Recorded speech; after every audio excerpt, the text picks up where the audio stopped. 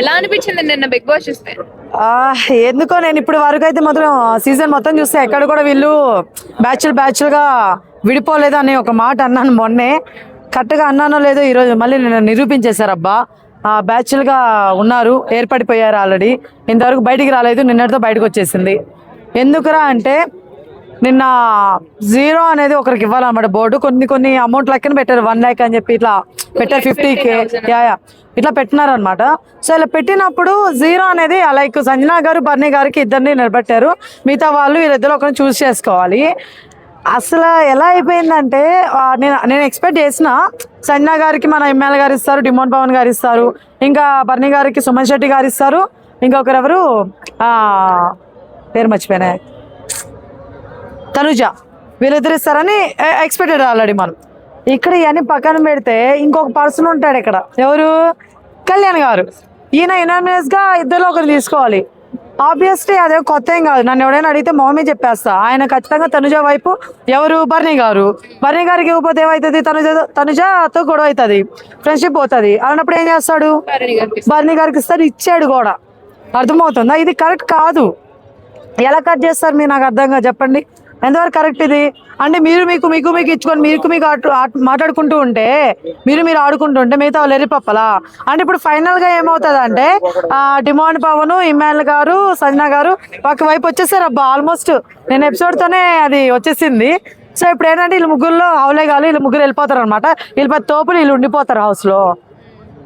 ఏంటండి ఇది? నాకు అర్థం కాదు. ఎంతవరకు కరెక్ట్ ఇది? ఒక పర్సన్ కోసం మీరు అందరూ ఒక సైడ్కి వెళ్ళిపోతున్నారు. మీకు అది అర్థమవుతుందా? బిగ్ బాస్ అని చూడాలి ఫస్ట్ నుంచి. నాకు ఒక పాయింట్ నచ్చలేదు ఎక్కడంటే, బర్నీ గారు ఆట మొదలెట్టింది ఒక్క వారం నుంచే, మొన్న క్యాప్టెన్ అవ్వాలన్నప్పటి నుంచే. అందుకు ముందు అంతేం లేదు గేము.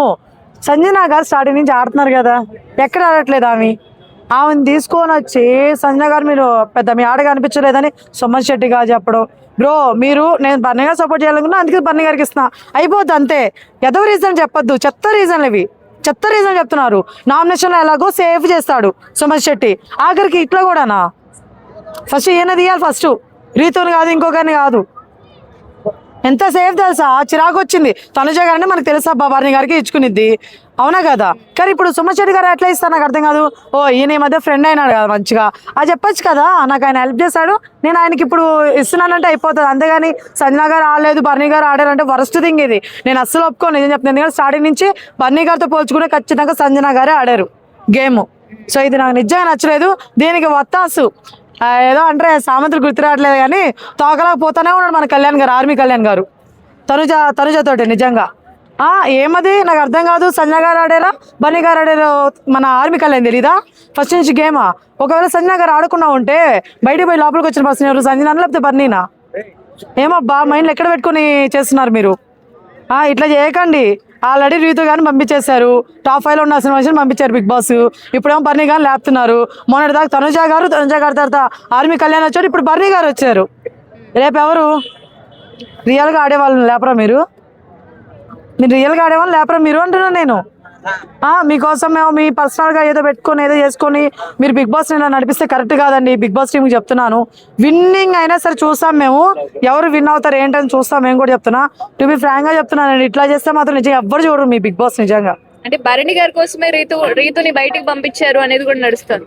అది నడుస్తుంది నిజమే, ఎందుకంటే ఇప్పుడు పోలింగ్ ప్రకారం నడుస్తుందని అందరూ అనుకుంటున్నాం, అవునా కదా? మరి చాలా వరకు కొన్ని వెబ్సైట్లో వస్తున్నాయి. ఆ పోలింగ్ ప్రకారం లాస్ట్ ఉండింది ఎవడు? సుమన్ శెట్టి. మరి ఆయన ఎందుకు పోలేదు? రీతు గారు పోయారండి. మరి ఇప్పుడు పోలింగ్ ప్రకారం బర్నీ గారు ఉన్నారు లిస్ట్లో. మరి ఇప్పుడు బర్నీ గారు పోరు, మీరు రాసి పెట్టుకొని బర్నీ గారిని తీరు, సంజనా గారిని ఎవరొకరిని తెస్తారు. ఇప్పుడు అదే జోక్ మొత్తం అండి. ఫేవరిజం నడుస్తుంది అక్కడ బిగ్ బాస్ హౌస్లో. ఇన్ని రోజుల నుంచి ఒక లెక్క, ఇప్పుడైతే నిజం చెప్తా ఫేవరిజం నడుస్తుంది. టు బి ఫ్రాంక్గా బర్నీ గారు, తనుజక్క, మన ఆర్మీ కళ్యాణ్ ముగ్గురు తోపులైపోయినారు. మిగతా వాళ్ళు పంపించేయండి. ఎందుకు అనవసరంగా మీరు లాస్ట్ వరకు ఎందుకు? మీకు 5 మంది ఉండాలనా? టాప్ 5లో 5 మంది ఉండాలి కాబట్టి ఉంచుతున్నారు మిగతా వాళ్ళని. అయ్యో పర్లేదండి, మేము చూస్తాంలేండి. మాకు సిగ్గుజారం లేదు కదా, మేము చూడాలి. ఇంకా మాకు తప్పదు, ఇంకా రివ్యూలు చెప్పడానికి కానీ మేము చూడాలి కదా. మిగతా వాళ్ళు పంపించండి, పర్లేదు, ఇప్పుడే పంపించండి. పాపం వాళ్ళు ఎవరు ఆడలేదు కదా. ఆర్మీ కళ్యాణ్ గారు హైప్ అయిపోయిందండి. మొన్నట తనుజక్క, తర్వాత ఆర్మీ కళ్యాణ్, ఇప్పుడే బర్నీ గారు వచ్చారు. ఇక్కడ ఎవడు గేమ్ ఆడుతున్నారు నిజం చెప్పాలంటే? సరే రీసెంట్ టైంలో గేమ్ బాగా ఎవడు ఆడుతున్నారంటే డిమోన్ పవన్ ఆడుతున్నాడు.